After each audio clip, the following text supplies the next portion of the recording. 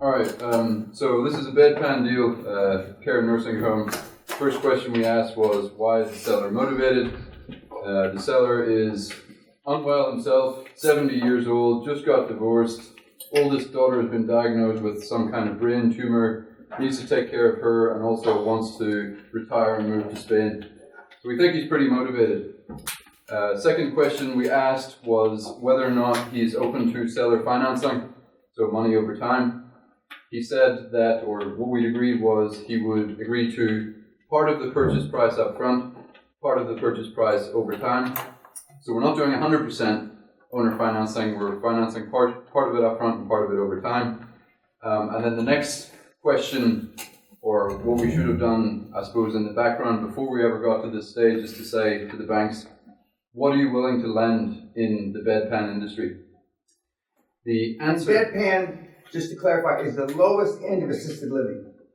The lowest end, 4, 6, 8 beds, one doctor comes once a week maybe, and it's a little more than bedpans, but it's the lower end of assisted living.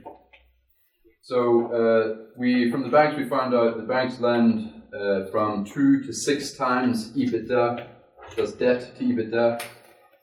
2 being for the poorer quality stuff, the smaller facilities, paid for by the government, low quality, deferred maintenance, all that, and then up to 6 times for stuff that was purpose built recently, great location, private pay. It's got all the bells and whistles.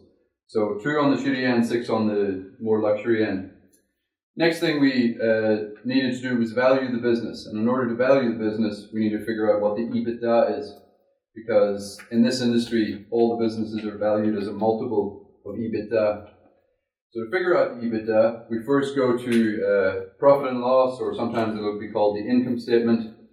What we want to look at, first of all, various ways of doing this, but to make the example simple, we just took the turnover figure from the profit and loss, which is basically represents the fees that this business gets from all of its residents on an annual basis. We looked at the last year's P&L. So the turnover was 471,875. So T475. Turnover is the same as revenue. Got it. Thank you. Or sales, it can be called as well sometimes. Then the next thing we need to figure out is what are the expenses. The profit and loss will have non-cash expenses on it, which need to be added back in order to get to what the EBITDA is. So we scan the list of expenses on the P&L and we figure out which ones are non-cash. So that's interest, taxes, taxes will be, but for the purpose of this, taxes, depreciation, amortization. We came up with expenses on the P&L. The total was 397,219.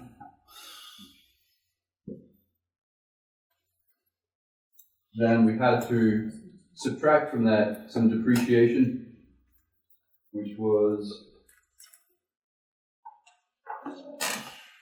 4,173. So the actual expenses that we got to was 393,046.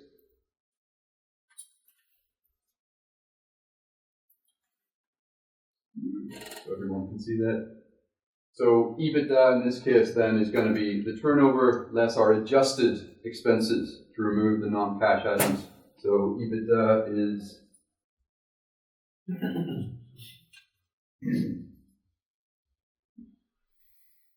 78,829.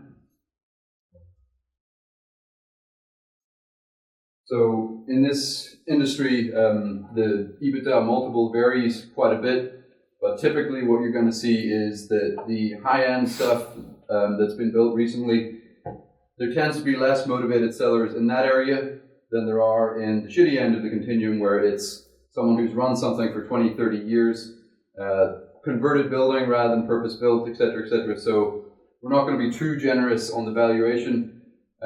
Values for non-distressed sales in this industry are usually between 5 on the lower end up to, I've seen about 9, maybe 10. depending on the circumstances. But we put a 5 times multiple on it, so PP is going to stand for purchase price. That's how we valued it. So it's going to be the EBITDA that we came up with, the 78,829 times by 5, which is 394,145.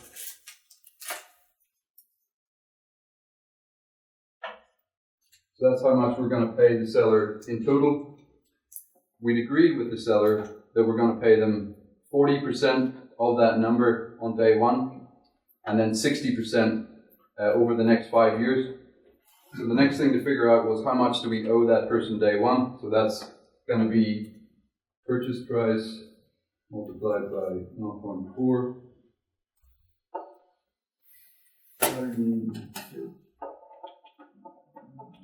It's 157,658.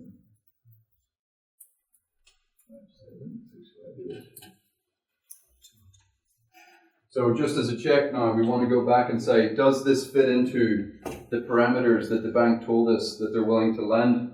So the EBITDA is 78,829. Day one due to the seller is 157,658. So that's exactly a 2 times. So we know that this fits right into the bank's lending criteria. Now, that being said, of course, we don't want to borrow just the amount that we want to pay to the seller. We want to borrow more. So we go to the bank with a specific loan request to say, how much are you willing to lend me? Not in general, what's your range or whatever, like on this specific asset, how much are you willing to lend me? So the answer that we used in this instance was the bank's going to lend us up to 3.5 times EBITDA for this particular business. So that would be loan equals the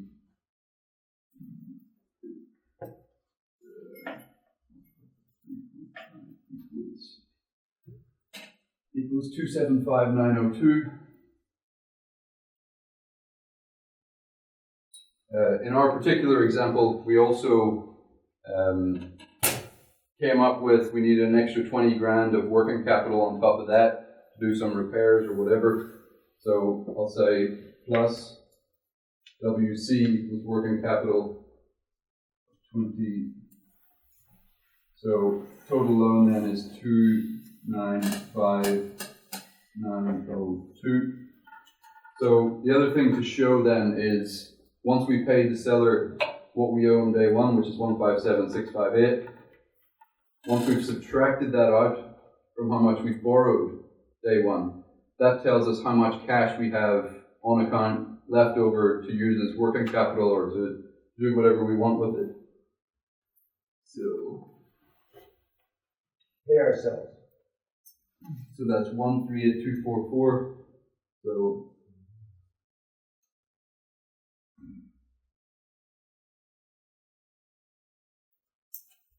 we've got 138,244 of cash on account following the closing of the transaction. The other 2 things we need to work out are how much and when we pay the seller over the deferred period, and also how much free cash flow we're going to have left over after we both make the vendor payment every year and also the payment to the bank every year. So now, does everybody see that this so far is a slam dunk? They're walking away with roughly 140 grand. Does anybody not see that? No one does. Okay. Because of the cash flow of the business, they're being able to overfinance it using the bank's parameters based upon what the seller wants, and they're going to have 138,000 over that requirement. Okay? And if you just add more zeros, you can tell, I mean, if this was in the millions or in the tens of millions, and some of the deals work out that way, you can not walk away like a thief in the night, like I make jokes about, but you can walk away and pay your professionals the fees that they require, and give your dream team the bonuses that they should get. Okay, go ahead. Okay. So I'll put the seller in green. So first we need to figure out how much more do we owe the seller every year. The purchase price we agreed was 394,145. The amount we paid him on day one was 157,658. And the agreement we'd made with the seller was that remaining 60%, we're going to pay it in equal installments over 5 years. So there's no interest on the deferred part, none of that. It's just a simple annual payment for 1/5 of the deferred amount. So to work out the deferred amount, then we take the purchase price, 394, less what we paid him, which is 157. So he's owed. Connor, would you mind moving a bit here so we can? No, yeah. So the seller is owed 235,388. And then we want to divide that by 5. So every year we need to pay the seller 47,078. 50K, more or less. Everyone follow so far? Use red for the bank.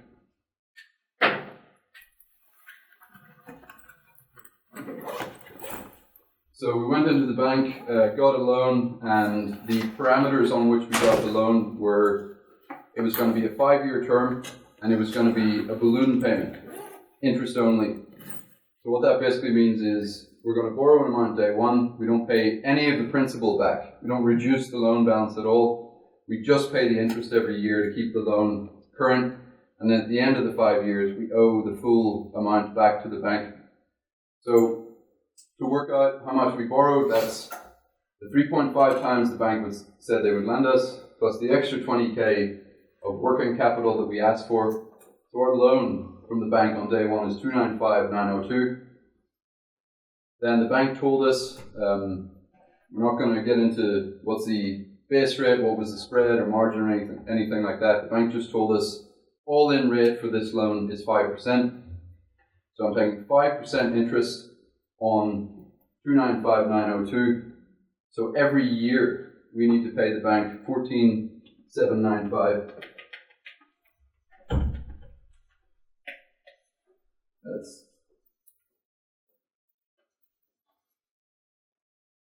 That's the debt service that we owe to the bank every year.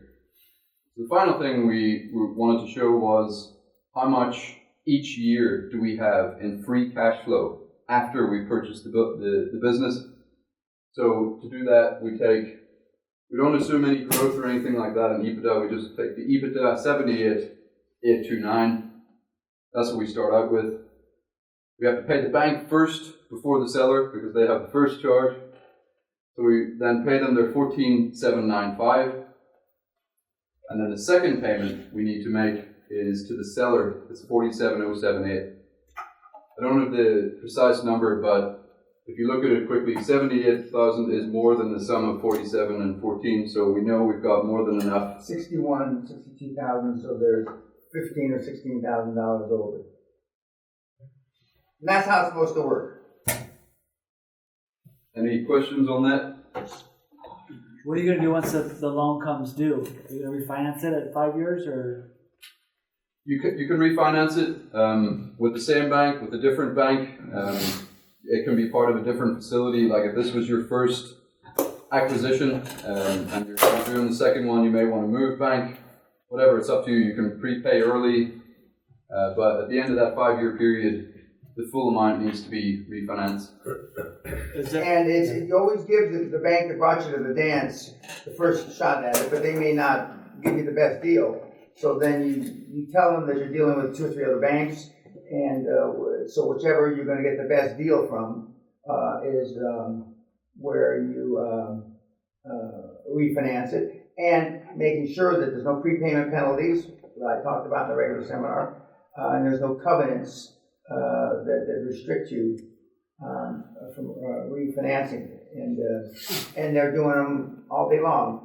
One of the examples, the webinar we're going to see in the next 2 or 3 days, the guy refinanced in 90 days. And they tell you they want 2 or 3 years operating experience. That's what they tell you. Those are the guidelines. Mm-hmm. But when you got 900 years experience that have done $47 billion in deals, 400 transactions, 90 days is good enough, operating history. I've seen them refinance in 30 days. I've had guys like you working on the refinance simultaneous to the actual underwriting while it's in credit committee with the first bank. It closes the next week they refinance it, as long as there's no prepayment penalties, and as long as you're not violating any of the bank covenants. Should this deal be done? Absolutely. This is, I tease him because he comes out of the industry, and he sees every shadow is a problem or a potential problem because he knows that those could be problems. Because in the sophisticated, and this is a simple model. In the sophisticated world, I mean, there's all kinds of stuff that can go wrong, as he well knows, and I know. Yeah. Does the seller own the property that this is being operated on? Yeah, he does. So the bank is going to look favorably on that because that's a hard asset for them to collateralize the loan. Is that accurate? Well, it'll be factored into the EBITDA multiple here. So if you had no property, for example, then the amount that we determined on day one, the banks lend you from 2 to 6, that would be lower. Couple of reasons for that. One is obviously, or in theory, the property should be worth something as security. So it can be even sold vacant, it'll have some element of use. But the other thing is that if you don't own the property, what should appear in the P&L, profit and loss, income statement, is a rental payment to whoever does own the property. So that's basically adding more operational leverage to the business, which is looked at less favorably because that means your margin is smaller and therefore your margin for error is smaller. Mm-hmm. So they're more conservative if you don't own the property. Other than the property, there's no other asset in the deal's cash flow based valuation altogether? Only other assets, there may be, a motor vehicle or something like that. So that is depreciating very rapidly. It wouldn't be a significant amount. No, the two components of the value really are the cash flow and the property. So generally, because I don't understand the segment, you're doing this in the UK? That's right. Okay. So what's the EBITDA multiple spread if there's no asset? So for asset light, let's say if there's no property. If there's no hard assets, what is the EBITDA multiple spread for this segment? Well, with the property, you're talking 5% to maybe 9%. No, I'm talking for the about good EBITDA end. multiple. The multiple. You said 2 to 6 times EBITDA, right? Sure. For this deal. Mm-hmm. What about if there's no asset? What would be that EBITDA multiple spread for valuation? They would probably start at 2, but they wouldn't go up to 6. They'd maybe cap out at, say, 3.5, 4 for really good stuff. It's because this is such an operational business. It doesn't matter if you own it or not, because the EBITDA changes automatically. No, I'm saying if there is no hard asset in the mix, pure cash flow, how much would the bank, or what is 2 to 6, okay.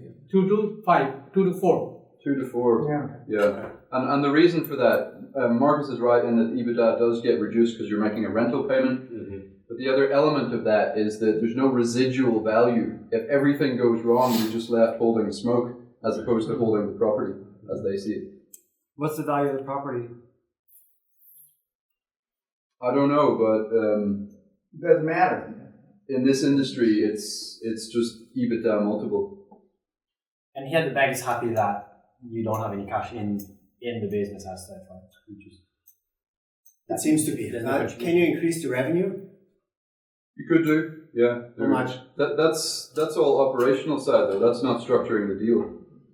Yeah, I mean, you're worrying about stuff that is not important. The deal is done already, so. Yeah, they're going to make the loan based on the numbers, and they assume you're not going to drive it into the ground. Although some of you kids have driven them into the fucking ground, They're going to assume that you're going to try to, increase top line. Okay, good job.